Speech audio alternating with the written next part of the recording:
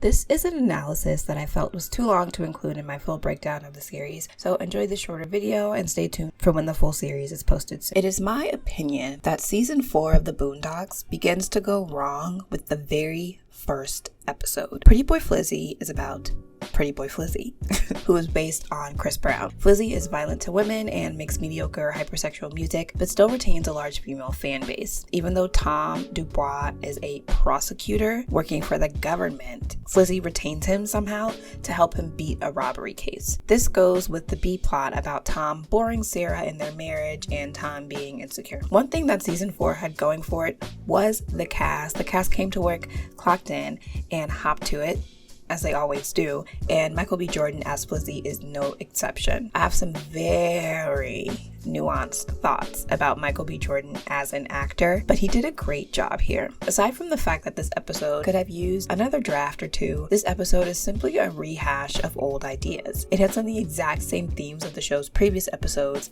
Tom, Sarah, and Usher, and the trial of Robert Kelly. In addition to being a rehash of old ideas, I personally feel like the episode attempts to do too much, and most of what it attempts to do isn't happening in a new way. We see that Flizzy has this flashy attitude, this IDGAF demeanor, and how he's received by the people around him. I don't care what anyone says. Flizzy can whoop my ass anytime. Come on, beat it up, Flizzy. Woo! Then we learn that he's actually not this way. He just does the stuff to stay in the news so that his music keeps charting. Damn, Tom, why couldn't you just mind your own business? I'm your attorney. This is my business. But why? 'Cause I gotta stay relevant, that's why. This music sucks right now. You gotta act like an idiot just to stare in their faces. But if I can stay in just the right amount of trouble, I'll be all right.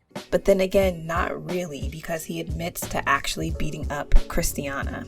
What else was fake? Were the Nicaraguan guns fake? Did you really even beat Christiana? Don't you ever question whether or not I beat Christiana. I whooped that bitch's ass. Episode, Flizzy purposely goads Tom into beating him up so that Sarah will find him attractive. And it's like, okay, I don't know how the show wants me to feel about Flizzy. Am I supposed to like him or not? I don't know. I just remembered that I wanted to briefly discuss this. The way that they find out that Flizzy fakes the robbery at the convenience store, simply rewinds back the tape of the robbery and sees that they're setting up the shot and they're fixing Flizzy's makeup. Is this something that the police could not have done? The implication then is that he was faking pretty much everything except for the Christiana fight, which he admits to. So this is just one big show of incompetence on the fault of law enforcement, right? Is that what this episode is trying to get at? Is that really what it hinges on?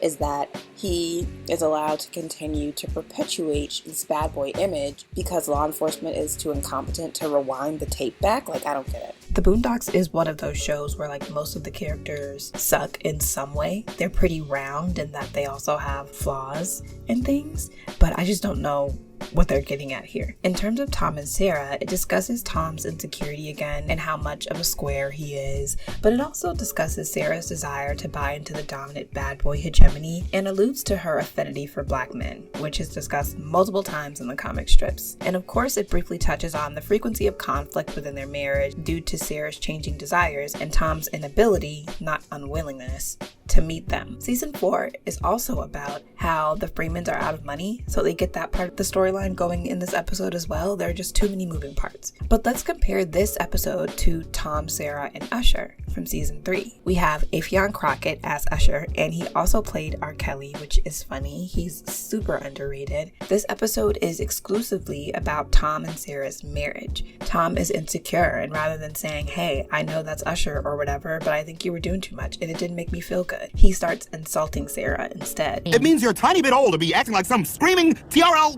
groupie. He gets kicked out. We get his cover of Burn, Let It Burn, with the other husbands in the street. It's stellar. Around the middle of the episode, Tom gets advice from a pimp named Slickback, and it seems like he might follow that advice until we get to the end of the episode. I'll also mention that Usher in this episode is a little more than a singing bobblehead. He's a flat character that is essentially only characterized by what we already know about him. He only exists to be an antithesis to Tom because he's cooler than him. If this episode started trying to develop Usher Usher as a character, it would also be biting off too much. A pimp named Slickback illustrates yet another juxtaposition of Tom, a man who treats women as objects and literally makes money from them. The show is making the point that both of these men appeal to women in different ways, and Tom should take things from both of them to appeal to Sarah in a new way. Marriage is a constant reconfiguration. You're constantly re-meeting new versions of your partner, so this recalibration is something that will happen in any long and healthy relationship. Rather than taking some things from each portrayal, he uses one portrayal to destroy the other. Specifically, he attempts to use what a pimp named Slickback says will make a bitch behave to make Usher leave his wife alone. Here's a fun little theory I have. I think that Pretty Boy Flizzy's song, You Make Me Wanna is a callback to the Steve Wilkos part of the Lando episode in season 3. You make me wanna... What do you think? Am I onto something, or did I just make that up? One of my other gripes with this episode is I just feel like they forgot maybe that Tom is a prosecutor, or what a prosecutor does, because it's a huge conflict of interest for him to be representing someone that the city is bringing charges against if he's a prosecutor. Just seems like a big something that they glossed over.